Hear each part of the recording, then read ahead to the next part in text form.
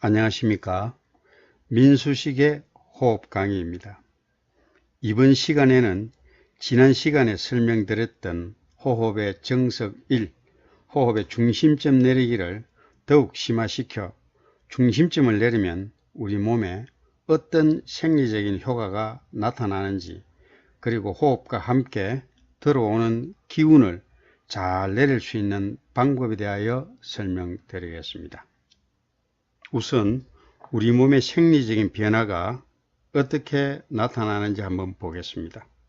중국 광저우 과학기술신문에 게재된 기사 내용입니다. 횡격막의 움직임을 아래쪽으로 조금만 더 내리면 복부에 있는 내장기관에 좋은 영향을 줄 뿐만 아니라 폐가 받아들이는 공기의 양도 매우 증가한다. 횡격막을 1cm 아래로 내리면 폐가 받아들이는 공기의 양은 300cc 늘어난다. 호흡을 깊게 하는 사람들은 횡격막을 4cm 정도 더 내릴 수 있다. 그들은 호흡을 할 때마다 공기를 1200cc 이상씩 더 마실 수 있다는 뜻이다. 한마디로 정리하자면 아랫배로 숨을 쉬면 산소를 서너 배 더 많이 마실 수 있다는 것입니다. 다시 한번 횡격막 그림을 한번 보겠습니다. 이것이 횡격막이죠. 횡격막 윗부분, 이 부분이 가슴강이죠. 여기는 아랫부분 복강이라고 합니다. 이 가슴강 속에는 이 폐 두 개와 심장이 하나 있습니다. 가운데에 복강에는 각종 내장기관이 들어있습니다. 위, 소장, 대장, 간, 담장 등 각종 내장기관이 들어있습니다. 우리가 숨을 쉴 때 이 가슴강과 이 복강에서 어떤 생리적인 변화가 일어나는지 한번 살펴보겠습니다. 우리가 숨을 쉬면서 아랫배를 밖으로 내밀면 여기 있는 횡격막이 아래로 내려갑니다. 이때, 즉 횡격막이 내려갈 때 가슴강에는 어떤 변화가 일어날까요? 횡격막이 내려가면은 횡격막 윗부분에 있는 이 가슴강에는 압력이 낮아집니다. 마이너스, 즉 부의 압력이 생깁니다. 반대로 복강 쪽은 어떨까요? 횡격막이 이렇게 위에서 눌려주니까 이 복강은 압력이 올라갑니다. 플러스 압력이 생깁니다. 그 숨을 마시면서 횡격막을 내리면은 가슴강에는 마이너스 압력, 복강 쪽에는 플러스 압력이 생깁니다. 근데 물질은 압력이 높은 곳에서 낮은 곳으로 흘러가게 되어 있습니다. 그래서 숨을 마시면서 이 횡격막이 내려가고 이 가슴강 쪽에 압력이 낮아지면은 압력이 높은 외부의 공기가 저절로 폐 쪽으로 들어오죠. 두 번째는 보세요. 이것이 심장입니다. 내장 속의 정맥이 이렇게 심장 쪽으로 흘러가겠죠. 그런데 이 가슴강의 압력이 낮아지면은 당연히 압력이 높은 내장 속의 정맥이 심장으로 잘 환류할 수 있겠죠. 이 정맥이 이렇게 정맥 환류가 원활해지면 혈압이 낮아지면서 우리 몸의 기혈순환이 잘 돌 수밖에 없습니다. 이렇게 호흡을 제대로 하면 기혈순환이 원활해지는 이유가 바로 여기에 있습니다. 그리고 또 한 가지 중요한 것이 있습니다. 횡격막, 이 아래쪽으로 한번 볼까요? 여기가 척추입니다. 이 뒷부분이 척추가 되겠죠. 척추 부위에는 인체의 자율신경이 많이 분포되어 있습니다. 횡격막 호흡을 하면 이 횡격막이 아래 위로 이렇게 움직이겠죠. 그럼 이 척추 부위에 이 분포되어 있는 자율신경, 즉 교감신경과 부교감신경이 자극을 받습니다.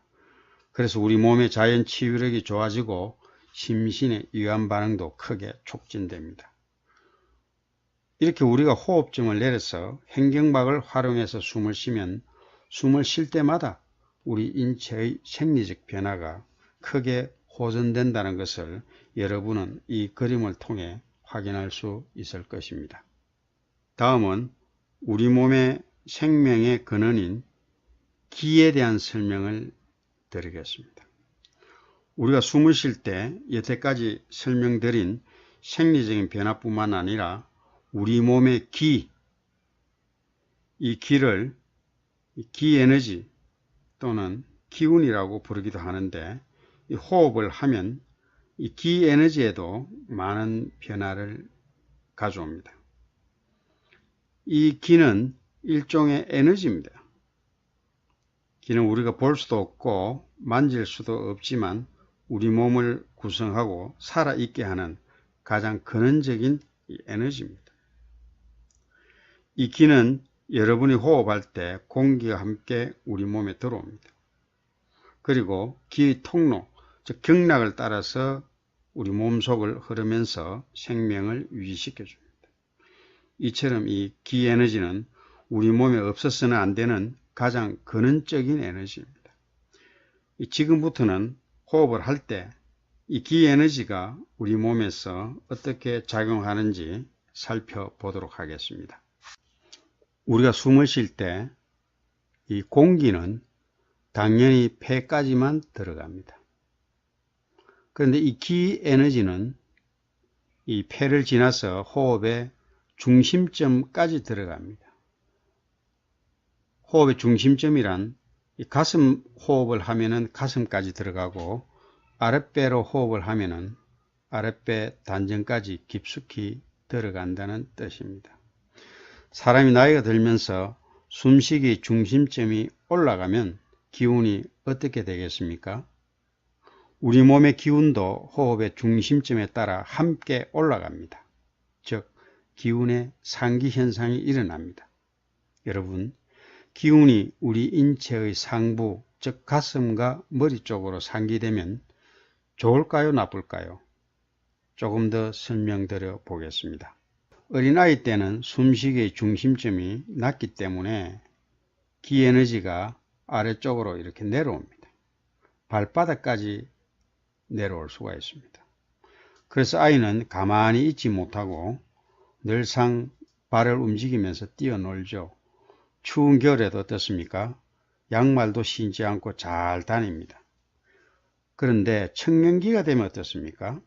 호흡의 중심점이 가슴까지 올라간다고 했죠. 그러면 기 에너지도 이렇게 중심점을 따라서 기 에너지도 가슴까지 올라오게 됩니다. 이 아이 때보다도 기운이 많이 올라옵니다. 이 장년기에는 어떨까요? 숨의 중심점이 이 어깨와 목에까지 올라오기 때문에 기 에너지도 어깨와 머릿속까지 이렇게 뻗치게 됩니다. 이 머릿속에 새성살이 걱정이 가득하여 잠 못 이루는 날이 많은 것도 기운이 이렇게 머리까지 상기되어 그렇습니다. 이처럼 호흡 중심점이 이렇게 올라가면 우리 몸의 그 기 에너지를 상기시킵니다. 기운이 상기되면 이 가슴이 답답해지고 또 머리가 항상 무겁게 느껴지면서 몸과 마음에 많은 상처를 주게 됩니다. 여러분, 이제 기운이 상기되면 좋지 않다는 것을 이해할 수가 있겠죠. 이렇게 올라간 기 에너지는 호흡의 중심점을 이렇게 내림으로써 기운을 아래로 내릴 수가 있습니다. 이렇게 기운이 아래로 내려가면 우리 몸의 기운이 이 단전 부위에 잘 축적이 됩니다. 기운이 일단 이 단전에 모이게 되면은 이 기운이 저절로 몸 전체를 이렇게 순환시키게 됩니다. 이 동맥을 따라서 쭉 올라갔다가 인맥을 따라서 이렇게 내려오면서 전신을 잘 순환하면서 이 머리 쪽이 시원해집니다. 그리고 하체가 튼튼해집니다. 이처럼 호흡의 중심점 내리기가 우리 몸의 기운을 내려 건강을 유지하는 데 핵심적인 역할을 하고 있다는 것을 이해하실 수 있을 것입니다. 그럼 지금부터 편안한 자세로 호흡의 정석 1을 제 구령에 맞추어 연습해 보겠습니다.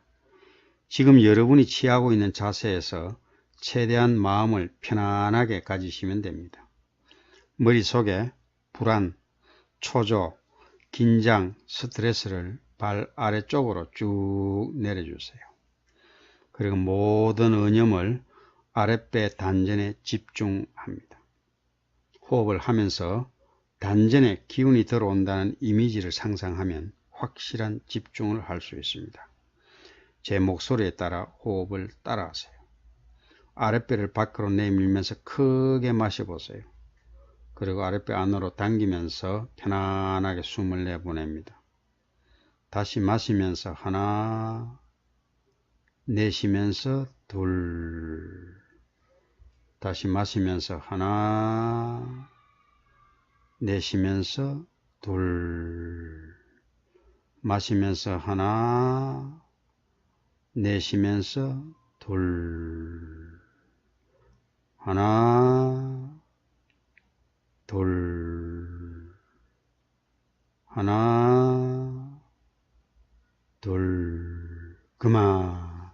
이런 요령으로 마음속으로 구령을 붙여가면서 호흡의 중심점 내리기 연습을 해보시면 호흡의 정석 1을 몸에 쉽게 익히면서 몸속의 기운도 단전에 잘 갈무리 할 수 있을 것입니다.